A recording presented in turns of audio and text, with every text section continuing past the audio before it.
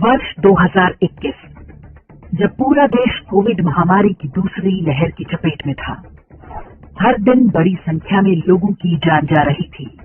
उन्हीं दिनों उत्तर प्रदेश में एक बहुत बड़े धर्मांतरण रैकेट का भंडाफोड़ हुआ था। पता चला कि नोएडा समेत यूपी के कई क्षेत्रों में मूक बधिर बच्चों को मुसलमान बनाया जा रहा है। एंटी टेररिज्म स्क्वाड यानी एटीएस की जांच में पता चला कि मूक बधिर बच्चों को आतंकी ट्रेनिंग दी जा रही थी ताकि भविष्य में उन्हें आत्मघाती हमलावर की तरह प्रयोग किया जा सके।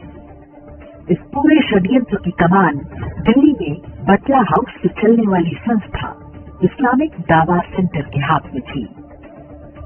2 मौलानाओं को गिरफ्तार किया गया।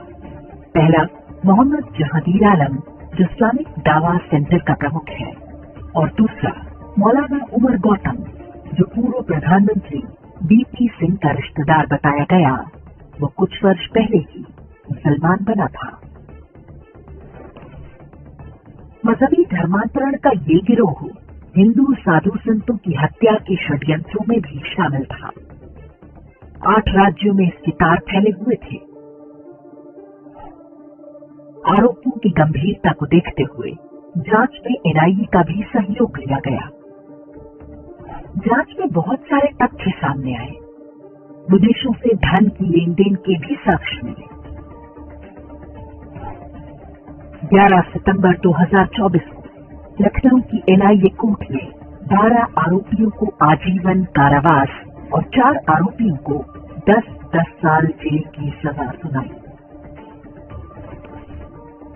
जिन्हें उम्र कैद हुई है उनके नाम हैं मौलाना कलीम सिद्दीकी, मौलाना उमर गौतम, मुफ्ती जहांगीर आलम कासमी, इरफान शेख, सलाहुद्दीन जैनुद्दीन शेख, प्रसाद रामेश्वर तनवारे उर्फ आदम, अरसलान मुस्तफा उर्फ भूप्रिय बंधु, कौसर आलम, फराज बाबुल्ला शाह, धीरज गोविंदराव जगताप, सरफराज अली जाफरी और अब्दुल्ला उमर।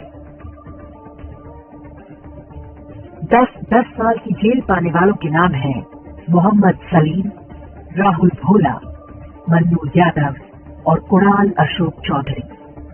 अपराधियों के नामों से आप समझ सकते हैं कि किस तरह से लोगों को भ्रमित करके धर्मांतरण के जाल में फंसाया जाता रहा होगा। न्यायालय का निर्णय तो आ गया, लेकिन इस मुकदमे के दौरान जो कुछ हुआ उसके बारे में बहुत कम लोग जानते हैं। एक भारतीय के रूप में हमें इसके बारे में जानना चाहिए ताकि हम समझ सकें कि देश की सेकुलर व्यवस्था में न्याय की लड़ाई कितनी कांटों भरी है। सबसे पहले इस समाचार को देखिए। ये इसी केस के बारे में है। सरसरी दृष्टि से पढ़ें तो आपको पता नहीं चलेगा कि किसके बारे में क्या बात हो रही है। बताया गया कि एनआईए कोर्ट के स्पेशल जज विवेकानंद शरण त्रिपाठी ने इलाहाबाद उच्च न्यायालय में पेश होकर माफी मांगी। उन पर आरोप लगा था कि उन्होंने मुस्लिम पक्ष के विरुद्ध भेदभाव किया है। जज ने ऐसा क्या किया था कि उन पर इतना गंभीर आरोप लगा और उन्हें माफी मांगनी पड़ गई। अब 20 जनवरी 2024 को छपा ये समाचार देखिए।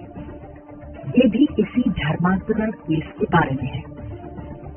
उच्च न्यायालय ने आदेश दे रखा है कि केस की सुनवाई तेजी से होनी चाहिए। इस आधार पर एनआईए कोर्ट ने प्राथमिकता के आधार पर सुनवाई आरंभ कर दी। जब भी किसी शुक्रवार को डेट पड़ती थी तो आरोपियों के वकील ये कहकर कोर्ट से चले जाते कि उन्हें जुम्मे की नमाज पढ़ने जाना है। ऐसे ही एक शुक्रवार को एक महत्वपूर्ण गवाह का बयान दर्ज होना था। आरोपियों के वकीलों ने फिर से वही पैंतरा अपनाया। इस पर जज विवेकानंद शरण त्रिपाठी ने कहा कि मैं आपको नमाज के लिए जाने से नहीं रोकूंगा, लेकिन इस दौरान न्यायालय की कार्रवाई जारी रहेगी। हमारे देश में वर्क इज वर्शिप यानी कर्म ही पूजा माना जाता है। हम बार बार सुनवाई रोकेंगे तो मुकदमा कभी खत्म ही नहीं हो पाएगा। बचाव पक्ष के वकीलों को न्यायिक प्रक्रिया और उच्च न्यायालय के आदेश का सम्मान करना चाहिए। इसके बाद जज ने एमिकस क्यूरी अर्थात कोर्ट की ओर से वकील नियुक्त कर दिया। जज की टिप्पणी के विरुद्ध आरोपियों के वकीलों ने इलाहाबाद हाईकोर्ट में शिकायत कर दी। कहा कि नमाज पढ़ने से रोककर जज ने उनके मजहबी अधिकारों का हनन किया है। हाईकोर्ट में ये याचिका जस्टिस शमीम अहमद के आगे प्रस्तुत हुई। जस्टिस शमीम अहमद ने एनआईए स्पेशल जज के आदेश को मजहबी आधार पर भेदभाव का स्पष्ट मामला करार दिया। उन्होंने टिप्पणी की कि एनआईए कोर्ट के जज ने भारत के संविधान के अनुच्छेद 15 में दिए गए मूलभूत अधिकार का उल्लंघन किया है। जस्टिस शमीम अहमद यही नहीं रुके। उन्होंने कहा कि न्यायिक सेवा कोई सामान्य सरकारी नौकरी नहीं है। जज राज्य का प्रतिनिधि होता है, उसको ईमानदार और निष्पक्ष होना चाहिए। जज को उच्चतम नैतिक मूल्यों का पालन करना चाहिए। जब कोई वादी न्यायालय में प्रवेश करता है तो उसे ये अनुभव होना चाहिए कि जिस न्यायाधीश के समक्ष उसका विषय आया है वो निष्पक्ष रहते हुए न्याय करेगा। जस्टिस शमीम अहमद ने नैतिकता, ईमानदारी और निष्पक्षता पर खूब लेक्चर दिया। यहाँ तक कि भारत में लोकतंत्र की स्थिति पर भी चिंता जताई। उन्होंने केवल ये स्पष्ट नहीं किया कि एनआईए कोर्ट के जज ने वर्क इज वर्शिप और सुनवाई जारी रखने की बात कहकर किस प्रकार उच्चतम आदर्शों का उल्लंघन किया। जस्टिस शमीम अहमद ने स्पेशल जज विवेकानंद शरण त्रिपाठी पर कई अपमानजनक टिप्पणियां की। आदेश दिया कि वे व्यक्तिगत रूप से प्रस्तुत होकर अपने व्यवहार पर स्पष्टीकरण दें। 15 अप्रैल 2024 को जज विवेकानंद शरण त्रिपाठी ने हाईकोर्ट के सम्मुख प्रस्तुत होकर बिना शर्त माफी मांगी। लेकिन अपमानित करने का ये क्रम यही समाप्त नहीं हुआ। जस्टिस शमीम ने एनआईए के जज को अपने अपराध के लिए लिखित हलफनामा दाखिल करने का भी आदेश दिया। मीडिया में इन समाचारों की कोई विशेष चर्चा नहीं हुई। ये एक तरह की सेल्फ सेंसरशिप होती है ताकि लोगों को पता ही न चल पाए कि कानून और न्याय किस तरह काम करते हैं। केवल इक्का दुक्का वेबसाइट्स पर ये समाचार आया। हमारी न्यायपालिका एक वर्ग विशेष के अधिकारों को लेकर कितनी सजग रहती है, ये किसी से छिपा नहीं है। आईएसआईएस के आतंकवादियों को जमानत देने के समाचार तो हम देख ही चुके हैं। हमारी सर्वोच्च न्यायालय तो एक हिंदू बच्ची से बलात्कार और उसकी हत्या करने वाले मजहबी व्यक्ति को ये कहते हुए छोड़ चुकी है, every Sinner has a future. ऐसे में यदि वे हिंदू बच्चों का धर्मांतरण करके उन्हें मानव बम बना रहे हैं तो कौन सा पहाड़ टूट पड़ा। कोई जज यदि इस पूर्वाग्रह को तोड़ने का प्रयास करता है तो गलती उसकी है। अब इस समाचार को देखिए। एनआईए जज के बेटे ने घर में फांसी लगाकर आत्महत्या कर ली क्योंकि जेईई में उसका सिलेक्शन नहीं हो पाया। ये घटना हाईकोर्ट में माफी मांगने के लगभग 10 दिन बाद की है। हमें नहीं मालूम कि कर्तव्य पालन के लिए पिता के सार्वजनिक अपमान और बेटे की आत्महत्या के बीच कोई संबंध है या नहीं, किंतु आप समझ सकते हैं कि जब भी ऐसा कुछ होता है तो किसी परिवार पर किस तरह का प्रभाव पड़ता है। जज की बेटे की मौत का दोषी आप किसे मानते हैं, ये निर्णय हम आप पर छोड़ते हैं। और अब लखनऊ की सड़क पर मचे हंगामे का ये वीडियो देखिए। इससे आपको पता चलेगा कि जस्टिस शमीम अहमद ने जिस नैतिकता, निष्पक्षता और उच्चतम आदर्शों की बातें की थी उनका पालन कैसे होता है। ये वीडियो हमें सोशल मीडिया से प्राप्त हुआ है। बताया जा रहा है कि लाल टी शर्ट में जो सज्जन दिख रहे हैं वो माननीय जस्टिस शमीम अहमद और हरी टी शर्ट में दिख रहा व्यक्ति उनका सुपुत्र है। उसका नाम हमें पता नहीं, अन्यथा हम उसके आगे भी माननीय अवश्य लगाते, क्योंकि कॉलेजियम सिस्टम की कृपा से हो सकता है वो भी जल्दी ही जज बन जाए। वीडियो में मेम साहब, कोर्ट के कर्मचारी और कई पुलिस वाले भी देखे जा सकते हैं।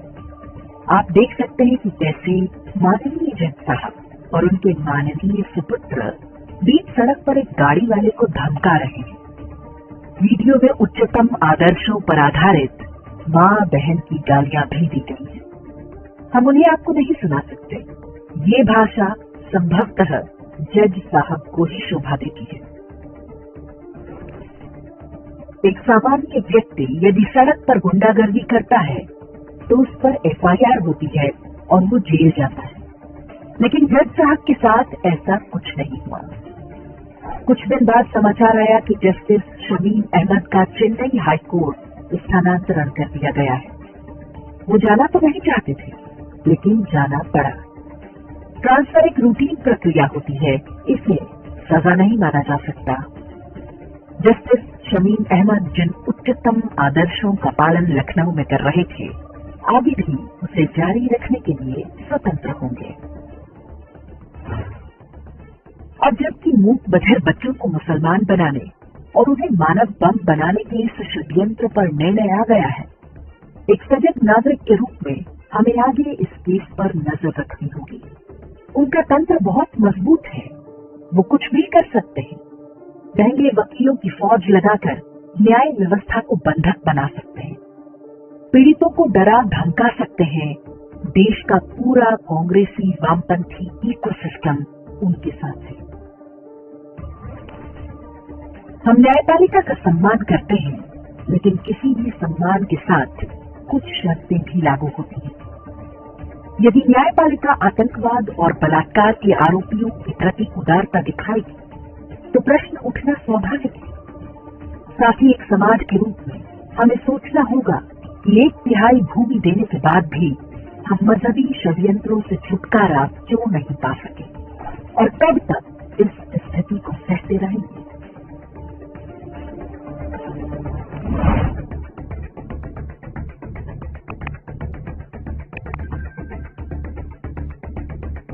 इंडेक्स ऑनलाइन के वीडियो समाज को समर्पित हैं। आप इनको डाउनलोड करके जैसे चाहे वैसे प्रयोग कर सकते हैं। चाहे तो आप हमारे टेलीग्राम चैनल से जुड़ सकते हैं, वहां सारे नए पुराने वीडियो आपको मिल जाएंगे।